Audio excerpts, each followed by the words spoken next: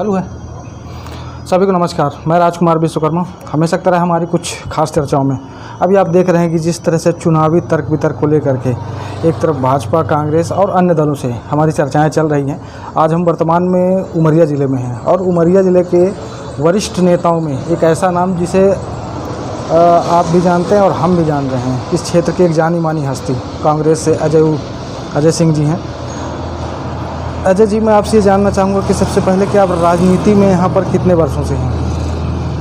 राजनीति में तो हम 35 वर्ष से हैं और लगातार यहाँ की राजनीतिक गतिविधियों को देख रहे हैं, हर कार्यक्रम में शामिल हुए हैं और कांग्रेस पार्टी संगठन से जुड़ के कांग्रेस के छोटे कार्यकर्ता के रूप में काम शुरू किया। यहाँ आज अखबारों के पन्नों में जो है देखा जाता है, बड़ी बड़ी हेडलाइंस छपी होती हैं भारतीय जनता पार्टी का विकास। इस पर आपकी क्या राय है? विकास तो कुछ हुआ नहीं है। वो विकास किसको कहते हैं यही समझ में नहीं आता। केवल बिल्डिंग बन जाने से विकास नहीं होता है। जब तक लोगों का जीवन स्तर ऊपर ना उठे तब तक विकास नहीं हो सकता है। आदरणीय नरेंद्र मोदी जी कहते हैं कि हम 2022 में किसानों की आय दुगनी कर देंगे। दुगनी क्या, वहाँ तो एक गुनी भी नहीं रह गई, वो तो और नीचे जा रहे हैं। ऐसी स्थिति में हम किस बात को विकास माने ये समझ में नहीं आता। आपके उमरिया ज़िले में 2 विधानसभा क्षेत्र मानपुर बांधा हुआ है। इस बार आपको क्या लग रहा है कि चुनाव की गतिविधियाँ क्या होने वाली हैं? इस बार कांग्रेस पार्टी दोनों सीटें जीतेगी। उमरिया विधानसभा क्षेत्र की दोनों सीटें, क्योंकि बार बार लोगों को बहलाकर फुसलाकर धर्म के नाम पर वोट लेके वो अपना काम निकालते रहे, तो 1 बार 2 बार 3 बार लोग दहका चुके हैं। अब बार बार धोखा नहीं खाने वाले हैं। अब लोगों ने ये तय कर लिया है, मानसिकता बना ली है कि भारतीय जनता पार्टी को उखाड़ फेंकना है, कांग्रेस सरकार को लाना है। अभी हाल फिलहाल कई सारे मुद्दे आए, जिसमें एक पेशाब कांड था युवसी की तरफ से, और भी ऐसे दलितों को और इसका जो आदिवासी समाज है, तो ख़ास तौर पर ये शहडोल संभाग आपका जो कि आदिवासी क्षेत्र से भरा पड़ा है, यहाँ पर आदिवासियों की जनसंख्या ज़्यादा है। क्या लगता है आपको कि वाकई गवर्नमेंट के द्वारा जो है तो इनके लिए बहुत सारे काम किए गए हैं? क्योंकि आज आदिवासियों के नाम पर भी राजनीति हो रही है कहीं ना कहीं। आदिवासियों के नाम से तो जैसे बैगा विकास अभिकरण है, बहुत सारे प्रोजेक्ट हैं, लेकिन उनके फ़ायदे में कुछ नहीं होता है। आज बैगा जात के जो विशेष पिछड़ी जनजाति उमरिया ज़िले में जहाँ थी वहीं है, उनके नाम से बहुत फंड आता है, लेकिन कहाँ चला जाता है, कैसे विकास होता है ये समझ में नहीं आता। हमारे नेताओं ने कहा ही है कि जो भी विकास होता है उसमें 50% तो कमीशनबाजी में चला जाता है। उसी तरीके का विकास है, जो फंड आता है उसमें से गोलमोल हो जाता है, कमीशनबाजी में चला जाता है और हाथ में कुछ नहीं।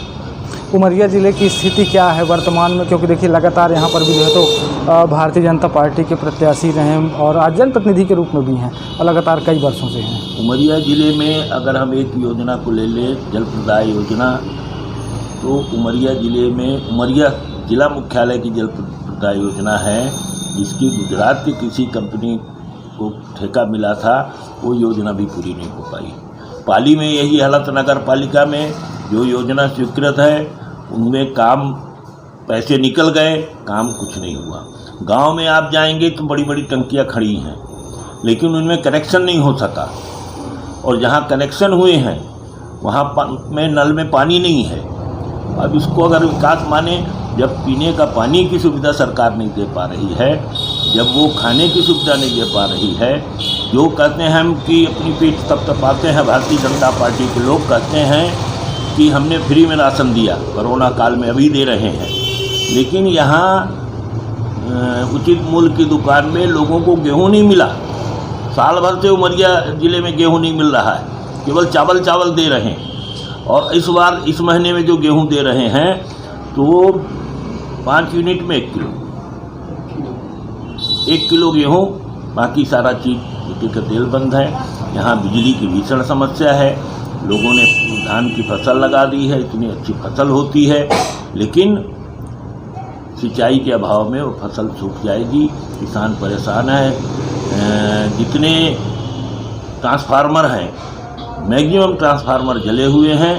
लोगों को बिजली नहीं मिल रही। गांव में तो कहीं बिजली है ही नहीं है। ये हालत, इसको विकास अगर कहते हैं तो ऐसा विकास नहीं चाहिए। उनको तो ऐसा विकास चाहिए जिसमें हर वर्ग का विकास हो, आदिवासियों का विकास हो, अनुसूचित जाति का विकास हो, पिछड़े वर्ग का विकास हो। सारे लोग एक साथ मिलकर आगे बढ़ें, तब तो विकास है। सिंचाई के मामले में ये है, सिंचाई का बांध बना ट्राइबल क्षेत्र में, वो बांध फूटने की कगार में आ गया। उसको काट के पानी निकाला गया, नहीं तो गाँव डूब जाता। वो बांध ऐसे कैसा पड़ा हुआ है। इसी को अगर विकास कहते हैं तो यहाँ कोई विकास नहीं हुआ है। मुख्यमंत्री जी सैकड़ों योजनाओं का एक साथ फीता काट देते हैं, उद्घाटन कर देते हैं, वो योजना कहीं ज़मीन पर ही नहीं है। शिलान्यास करते हैं तो वो योजनाएं शुरू ही नहीं हुई। अस्पताल में डॉक्टर नहीं है, जो मशीनी है उसके ऑपरेटर नहीं है, लेडी डॉक्टर नहीं है, एनेस्थीसिया देने के लिए डॉक्टर नहीं है, यहाँ कोई ऑपरेशन नहीं हो सकता। जिला मुख्यालय में लोग ठगे से रह जाते हैं। अस्पताल आते हैं, उनको रेफर कर दिया। शिक्षा की व्यवस्था क्या है यहाँ पर? शिक्षा की व्यवस्था में आदर्श महाविद्यालय है, वहाँ पर टीचर नहीं है, व्याख्याता नहीं है, प्रिंसिपल भी नहीं है। वो प्रभारी प्राचार्यों से काम चल रहा है। मानपुर की यही हालत है, चंदिया की भी यही हालत है, नरोजाबाद पाली की भी यही हालत है। केवल लोगों को बरगलाने और ठगने का काम हो रहा है। इसके अलावा यहाँ पर कोई विकास के काम नहीं हो रहा है। यहाँ की जो मध्य प्रदेश शासन में यहाँ के ट्राइबल मंत्री हैं, लेकिन हमको ट्राइबल विभाग का ऐसा कोई अलग से बजट आया हो, कुछ अलग से विकास हो गया हो, तो ऐसा तो कहीं कुछ नहीं। देखिए, कहीं ना कहीं पर शहडोल संभाग का ये उमरिया जिला भी कोयलांचल में आता है, और इस कोयलांचल की स्थितियां धीरे धीरे, आपको भी पता है कि आने वाले समय पे रोज़गार को लेकर के बहुत आफत आने वाली है। इसके लिए जो है तो आपकी पार्टी जैसे कांग्रेस से हैं आप लोग, तो विपक्ष किस तरह की भूमिका निभाए, खासतौर पर रोज़गार को लेकर के? विपक्ष तो जागरूक कर रही है। यहाँ पर बेरोजगारी इस सीमा पर है कि यहाँ का नौजवान युवा 14-15 साल का हुआ तो वो कमाने खाने के लिए पूना, राजस्थान, जयपुर और हरियाणा यहाँ चला जाता है। यहाँ तो रहते नहीं हैं, उनको यहाँ कोई रोज़गार नहीं है। कॉलोनियाँ जो हैं वो बंद होने की कगार में है। पाली की 5-6 कॉलोनियाँ बंद हो जाएंगी साल भर के अंदर। जो कॉलोनियाँ हैं यहाँ पर उनको घाटे में दिखाया जा रहा है, जिसमें उनको निजीकरण में दे दिया जाए। जो निजीकरण की यहाँ कॉलोनी हैं वहाँ पर सारा कोयला निकाल के 1-2 साल में उनको बंद कर दिया जाएगा। इस तरीके की सरकार की जो योजना है, प्लानिंग है, वहाँ पर ज़्यादा से ज़्यादा लोगों को अगर रोज़गार मिलता तो बेहतर होगा। कॉलोनी के अलावा यहाँ पर कोई रोज़गार नहीं, कोई उद्योग नहीं है। जो है सारा कोल माइंस है, उसी के पर आश्रित था पूरा यहाँ का व्यापार, यहाँ का रहन सहन सब कुछ। लेकिन उस ओर भी सरकार का कोई ध्यान नहीं है। सरकार उसकी ग्रेडिंग गिराकर उस कोयले को कम रेट में बताकर घाटे में कॉलोनियाँ दिखा कुल मिलाकर के बंद करने की पूरी प्लानिंग। क्षेत्र की जनता के लिए आप क्या अपील करना चाहेंगे, क्योंकि अभी आगामी कुछ महीनों में चुनाव होने हैं? उमरिया ज़िले की जनता से, उमरिया ज़िले के मतदाताओं बंधुओं से है, माताओं बहनों से हम अनुरोध करना चाहते हैं कि 20 साल बहुत हो चुका है। 20 साल का मतलब है कि 2 दशक निकल जाना, और जो युवा था वो वयस्क हो गया, जो पैदा हुआ तो युवा हो गया, लेकिन उनको रोज़गार नहीं दिखा है। अब सतर्क हो जाएं, अब न ठगे जाएं, भारतीय जनता पार्टी के बहकावे में ना आए और कांग्रेस को वोट दें, कांग्रेस को जिताएं, कांग्रेस की सरकार बनाएं। जितनी योजनाएं कमलनाथ जी ने कहा है, हमारा जो वचन पत्र है कि हम महिलाओं को 1500 रुपये महीने देंगे, साल में 18,000, 500 का गैस सिलेंडर देंगे, बिजली 100 यूनिट मुफ्त में देंगे, 200 यूनिट में हाफ रहेगा, किसानों के 5 हार्स पावर तक के पंप फ्री होंगे, जो बिजली का बकाया बिल है वो माफ़ होगा, और जो मुकदमे लाद दिए गए हैं किसानों के ऊपर वो वापस होंगे। इतनी सारी घोषणाएं आदरणीय कमलनाथ जी ने किया है। हम ये समझ रहे हैं कि जनता इन सारी चीज़ों को समझेगी, सोचेगी और उस तरीके से अपना मत देगी। बहुत बहुत धन्यवाद अजय जी।